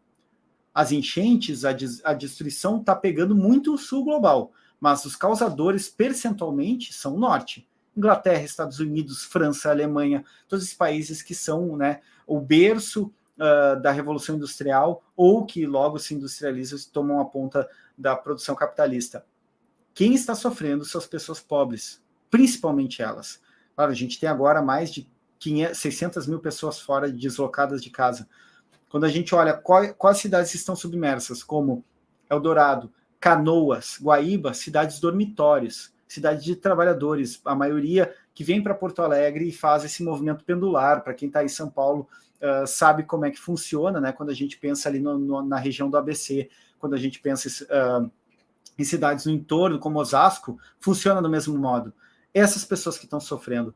E assim, eu passei por isso, me dói porque a gente está aqui vendo muita gente sofrer, muita gente pobre, muita gente branca, preta, indígena, que perdeu tudo, e aí vai na internet um sujeito que possivelmente está no conforto do seu ar-condicionado, de classe média alta, às vezes sustentado pelos pais, se comprazendo com o sofrimento dessas pessoas. E aí me dói, porque eu me lembro quando eu era adolescente, vim de uma família de pensamento centro-direita, a primeira coisa que me chamou a atenção na esquerda, que eu pensei, vou prestar atenção nessa galera, foi a noção de solidariedade. Aquela frase de um tal cara chamado Karl Marx, que dizia trabalhador do mundo, univos. Onde está esse lugar? Tu está falando de proletariado, tu está falando de trabalhador morrendo e passando fome. Quer dizer, isso me incomoda muito nesse discurso na internet. E te incomoda com razão, cara, porque assim, de novo, a gente está muito mais próximo de quem está perdendo tudo na enchente hoje do que o cara que já vazou de lá faz tempo. Sabia que isso ia acontecer, provavelmente nem estava lá quando aconteceu, sabe? A gente está muito mais próximo dessas pessoas que estão boiando no meio de lixo, de mijo de rato, lodo e lama, do que a gente pensa. Cara, assim, beleza, tal, a gente sabe que tem muitas questões no Brasil que acabam nos separando por diversos motivos, sociais, econômicos e tudo mais. Mas tem uma coisa que nos une, que é que somos todos classes trabalhadoras e estamos todos sobre o capitalismo. E se a gente não começar a entender isso, pra gente se unir e começar a entender que o nosso inimigo que tá fazendo a gente brigar entre nós, acho que a gente não tem como seguir pra frente, sabe? Porque é uma coisa que muita gente esquece também, né? Que o Brasil é um país colonial, é um país que foi colonizado à base de genocídio e escravidão, e que o Sul é território indígena também. Então, assim, se você gosta de abrir a boca para destilar um monte de coisas que você não sabe, porque você é uma pessoa burra e costuma atacar as pessoas que tentam te apontar, aí fala, cara, você está falando merda, estou falando isso muito de boa para você. Você está falando merda, lembre-se disso aqui. 80 comunidades indígenas no Rio Grande do Sul foram atingidas pelas enchentes. 80. E a gente pode dizer que, com muita sorte, se salvaram, né? Mas que isso poderia ser um evento que poderia ter extinguido essas comunidades, ter varrido elas. Então, quando a gente fala também de racismo climático, a gente fala disso aqui. Essa enchente é muito boa para a especulação imobiliária. É muito boa para o agronegócio. Ela está se livrando de gente que eles tentam se livrar por simplesmente pelas ações que eles fizeram, inclusive, no passado. De destruição de mata ciliar, desmatamento, sabe? Investindo num lobby em cima da política para poder passar leis que destroem as nossas bases de seguridade ambiental. Então, essa enchente está sendo muito boa para eles. Entendam muito bem que essas pessoas vão lucrar com essa enchente, inclusive, quando as águas baixarem. Elas já estão lucrando agora.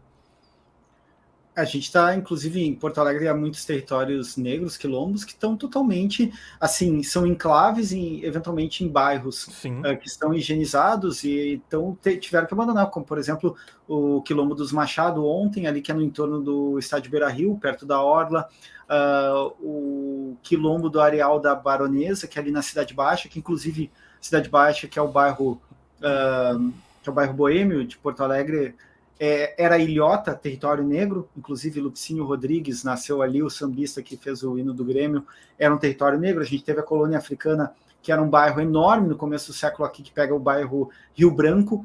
Então, quilombos, que são espaços de resistência, assim como as comunidades indígenas, como no Morro Santana do Xoclengue, Caigangue, como os Mbiá Guarani na Lomba do Pinheiro, que estão debaixo d'água, que estão simplesmente sem roupa, sem comida, sem coisa nenhuma. E o sujeito, normalmente, que é um sujeito branco de classe média, está se comprazendo porque inventou na cabeça dele uma luta do bem contra o mal, onde o gaúcho é o nazista, branco, que domina, que não invisibilizando, né, toda essa população. E mesmo, repito, mesmo que fossem pessoas brancas e que fossem bolsonaristas todas, vamos imaginar um cenário hipotético. Eu vou indicar que leiam um cara chamado Antônio Gramsci e descubram o que é o conceito de ideologia. Essas pessoas não brotam naturalmente bolsonaristas, elas são capturadas, elas são convencidas, elas são usadas como massa de manobra de uma ideologia. E que, portanto, mas eu costumo falar para os meus alunos assim, o pessoal que acha que é rico, eles estão a R$5.000 de quem eles desprezam, que são a classe D e E, e estão a 5 milhões de quem eles acham que eles são, que é a classe A, que eles são aristocratas, eles são classe média alta, conseguem pagar um Corsinha, conseguem financiar um apartamento e acham que são elite, mas eles estão mais perto do cara que está catando papel na rua. Eles estão a R$5.000 de distância, talvez R$10.000 de salário de distância, mas estão a 5 milhões de quem eles acham que eles são. Então é importante considerar o mundo real, o mundo concreto, que é formado sobretudo por pessoas trabalhadoras, pessoas pobres ou que estão. Eu sempre pergunto se o sujeito que acha que é rico, pergunta quanto tempo ele pode ficar sem trabalhar. 1 mês? 3? Ele é proletário, ele só não sabe. Ele só não sabe. O básico é você falar, você consegue viver se você não trabalhar? Se ele falar que não, então fala, meu irmão, você é classe trabalhadora, desculpa ter que te trazer assim, essa notícia. Chá de revelação. Mas, inclusive, uma outra informação que a galera esquece é que São Paulo tem muito mais célula nazista do que, por exemplo, os lugares que costumam assumir que tem mais células neonazistas. São Paulo tem mais, comparando o Sul. Então, sim, no geral. E Santa Catarina também, mas de todo modo, eu não diria que eu queria todo mundo afogado e morto, o estado inteiro, por conta dessas figuras. Exato, né? Sabe, é que a galera fala, tipo, não, mas é como se só tivesse nazista morrendo, né? A enchente é bem seletiva, né? Ela fala, pô, aquele é nazista, eu vou jogar uma leptospirose nele fudida, exatamente. Vai nele ali, teleguiada, ele manda o rato morder ele na hora. Inclusive a gente tava falando sobre destruição, né? Ó, Denich destruiu a comunidade, afirma o Simi. A situação é ainda mais isoladora na aldeia Pecuruti. Desculpa, eu não sei pronunciar nomes indígenas, foi mal. Em Eldorado do Sul, às margens da BR-290, Roberto Ligbot, também outro nome difícil de falar, missionário do Simi, relatou que o Departamento Nacional de Infraestrutura de Transporte destruiu as casas e edificações da comunidade na sexta, dia 3, tá? Foi agora, sem qualquer consulta ou justificativa. O Denich arrancaram as casas dos indígenas sem que os guaranis sequer soubessem ou tivessem sido comunicados. Os indígenas no momento encontram-se sem um abrigo, mas quando retornarem a comunidade já não existirá mais, porque o Denich destruiu tudo. É essa a situação, é isso que eu tô falando quando eu digo que tem muita gente se beneficiando desse momento de caos para poder botar a agenda deles para funcionar, né, para correr. Então, sim. É muito complexo. Ao mesmo tempo que, tipo, por favor, gente, vamos entender, né? Vamos não chamar todo mundo de nazista. Eu acho que já é um bom passo. A gente sabe quem são as pessoas problemáticas. E a gente sabe que a enchente não é seletiva também. Não vai matar só quem a gente não gosta. Então, pô... Inclusive, quiser saber quem são os nazistas, eu recomendo seguir aqui. Agora que eu liguei, a minha amiga Letícia, nossa amiga Letícia Oliveira, a bicicleta, que é uma das maiores pesquisadoras deste país. É ela, assim, quer ter informação, é com ela que sabe, ela que entende. Então, se vocês querem saber, né, quem são os nazistas.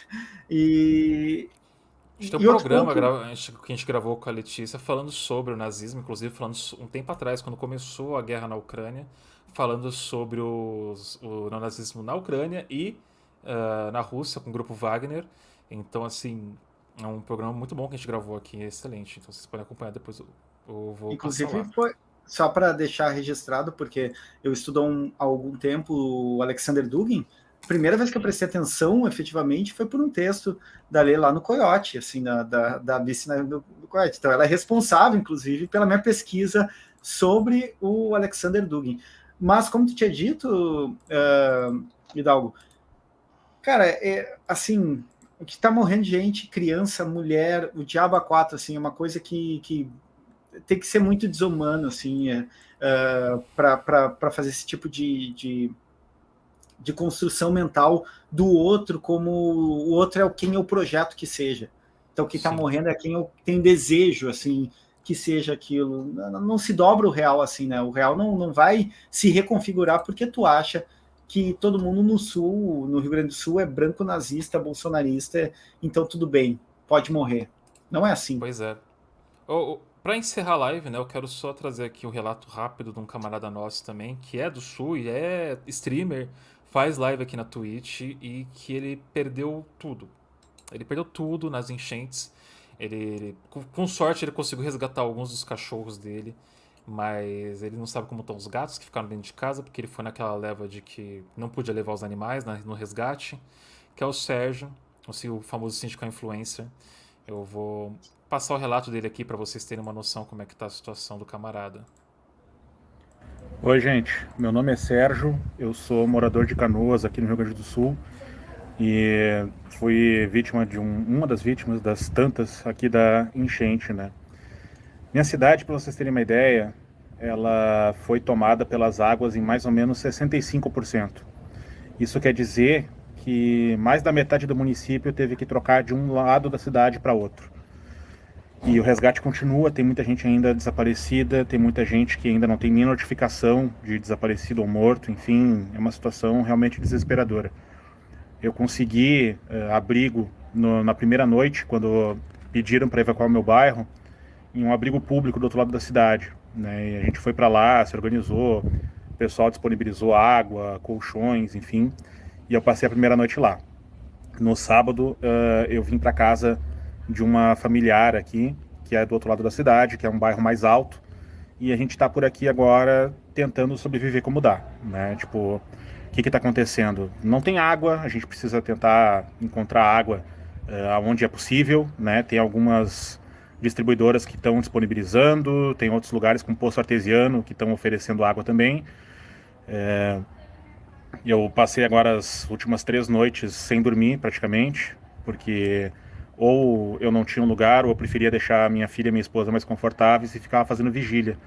E com a cabeça a mil, né? Porque o meu bairro lá especificamente, a água passou dos telhados, né? Então eu já tenho plena consciência de que eu perdi tudo, né? Que eu vou ter que tentar salvar alguma coisa depois. Só que isso só vai acontecer daqui talvez uns 3 dias, que é o tempo previsto aí para a água baixar, né? Então a situação aqui nesse momento é mais ou menos essa. A gente está correndo atrás de comida, correndo atrás de água, né? E a cidade está num clima meio The Walking Dead, vamos dizer assim, né? É uma coisa bem complicada mesmo. Esse é um relato do camarada Sérgio, né? Essa questão da água está muito dramática mesmo, assim, e está generalizado.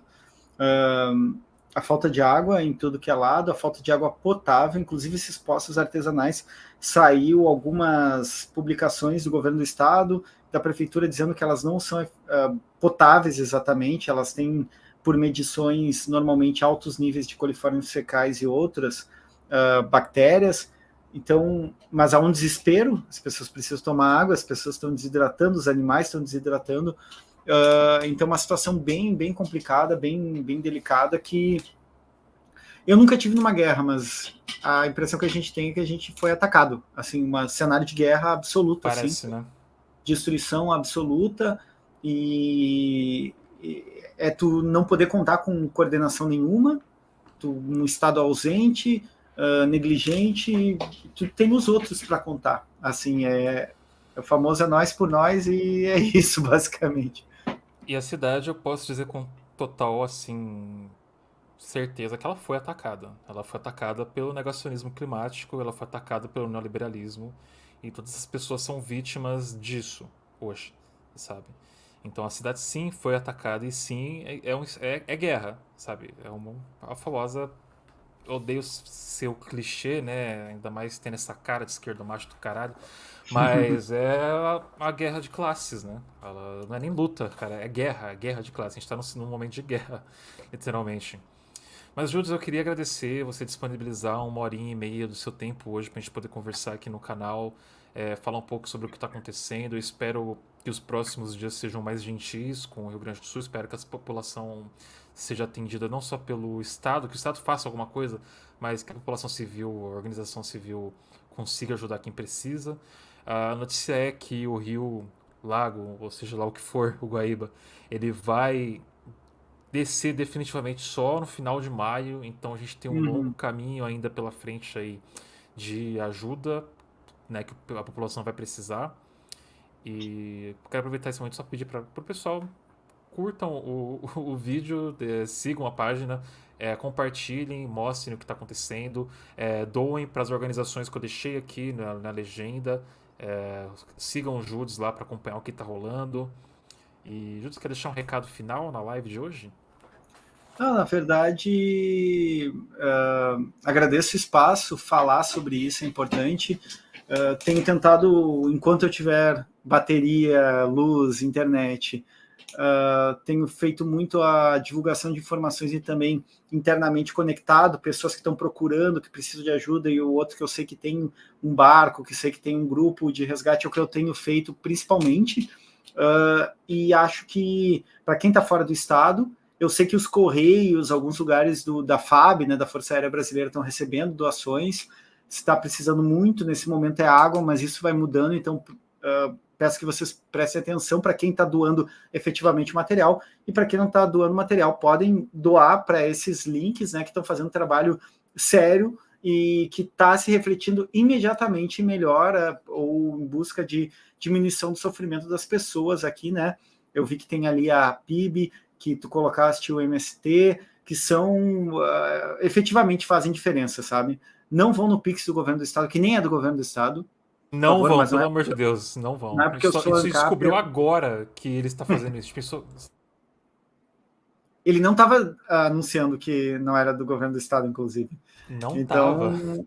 É isso. E cuidem com golpes, né? Tem gente sempre querendo se passar, então cuidem para ver se confirma, né, ali quando for fazer o Pix com o nome que a entidade está dizendo que está, ou se está no próprio CNPJ da entidade, né? Vamos tentar aqui sobreviver, ver se melhora, se pelo menos volta a água para as pessoas. Aqui em Porto Alegre, parece que conseguiram, das 6 estações, 4 voltaram a funcionar, conseguiram fazer voltar a funcionar, mas tem previsão de uma chuva de temporal amanhã, ou nessa madrugada ou amanhã, que em teoria não vai aumentar nem diminuir a vazão do Guaíba, mas a metade sul está sofrendo agora com fortes chuvas, não tinha pego tanto lá. Então, o Estado vai precisar de muita ajuda depois também. Essa eu acho que vai ser a parte mais difícil, porque no momento que a gente está vendo as imagens, parece que as pessoas se mobilizam mais. Agora, quando descer a água, tem gente que perdeu tudo, e não é pouca gente que perdeu tudo, que não tem onde morar, que não tem roupa, que não tem pasta de dente, que não tem escova de dente, assim, que perdeu gente. Então, essa reconstrução vai ser muito desafiadora. A nossa sorte é que, pelo menos no nível federal, a gente tem um governo. A gente tem um governo com todos os problemas que possa ter. A gente tem um governo que tem preocupação com o que está acontecendo aqui. Se fosse, se o Facho lá tivesse reelegido, aí era realmente jogar nas mãos do acaso ou do Deus que a pessoa acredita. E é isso. E rezar, porque não ia ter o que fazer. Era torcer para não piorar. Só o que dá. Muito obrigado aí pelo espaço, e dar algo pessoal aí que assistiu. Conto com vocês na divulgação das informações que pode ajudar. Às vezes pode ser a diferença entre uma pessoa saber que tem onde dormir ou que tem água, e a diferença dela está totalmente vulnerável. Tá bom? Uma boa noite, pessoal, para todo mundo aí. Boa noite, Judas. E é isso. Se isso aqui ajudar a salvar uma pessoa que seja, eu acho que o trabalho já foi feito. Já acho que a gente já pode ficar feliz e continuar cobrando. E não ficar dependente do Tchelensky lá, do Eduardo Leite, pra gente, porque, sabe, não vai rolar, sabe? É inacreditável. Mas obrigado, É, camarada. Espero você aqui no canal. Porta sempre aberta. Se um momento eu voltar, tipo, não sei, no meio do mês, a gente tiver que falar de novo, a gente volta aqui, a gente traz mais gente pra conversar também, a gente traz mais depoimentos. E portas sempre abertas, viu? Então, uma pessoa que eu respeito muito, que eu admiro muito o trabalho, muito feliz de você ter aceitado vir conversar com a gente. agradeço muito e gostei muito da tua frase. A tua frase basicamente é uma sabedoria milenar, afinal ali se salvou uma pessoa, uma frase que está lá no Talmud, né, que é o livro sagrado judaico, quem salva uma vida salva o mundo inteiro, e eu acredito profundamente nisso. Boa noite, valeu mesmo pelo espaço, Hidalgo, também te admiro muito. Sigam o canal aí que já não seguia e Segue até nós. espero que no melhor momento apareça aqui de novo, né? Não, Não, sim, a esperamos. gente vai. Numa próxima oportunidade, a gente pode falar de uma coisa mais leve. Se quiser falar, a gente vem falar de videogame, de série. A gente faz Ótimo, uma live falando disso para dar uma aliviada. sucesso. Valeu, gente. Boa noite. Valeu, Hidalgo. Até mais. Boa noite, até mais. É isso, chat. Muito obrigado, Júlio, por participar da live de hoje. Muito obrigado a todos vocês por participarem do programa de hoje. Deixa o like no canal, um comentário, siga a página. Lembrando que no canal aqui a gente faz essas lives de entrevistas, lives falando de assuntos relevantes no momento. E também a gente faz umas lives mais leves, só reagindo a algumas coisas, talvez jogando videogame e conversando junto com o chat, fazer uma desopilada das ideias. Então, eu quero agradecer muito a todos vocês que acompanharam. Por favor, acompanhem a gente, acompanhem o Judes, doem para as entidades que eu vou deixar aqui na legenda do canal. Eu ainda vou colocar a da PIB, que eu estava procurando aqui qual que era o da PIB para eu colocar. Eu finalmente achei, que é esse aqui, ó. Que é uma chave aleatória do Pix. Mas, por favor, doem. As comunidades indígenas no sul estão precisando de muito apoio também nesse momento. E, cara, assim, vamos cobrar, né? Eu gosto sempre de dizer que as pessoas que dizem não, para não apontar os dedos são sempre as pessoas culpadas, né? Então, assim, vamos cobrar e vamos continuar vendo o que tá rolando, tá bom? Então, beijo chat, beijo novos seguidores, beijo todo mundo que acompanhou. Vamos continuar na luta e eu vejo vocês por aí, aqui no YouTube, no Twitter. E, infelizmente não mais na Twitch, porque a Twitch não é mais uma plataforma boa para a comunidade brasileira lá, se você não for um streamer grande com contrato direto com a Twitch. Então sigam os canais aqui no YouTube, no Instagram e no TikTok. Beijo para todo mundo, boa noite, boa semana. A gente se vê por aí. Tchau, tchau.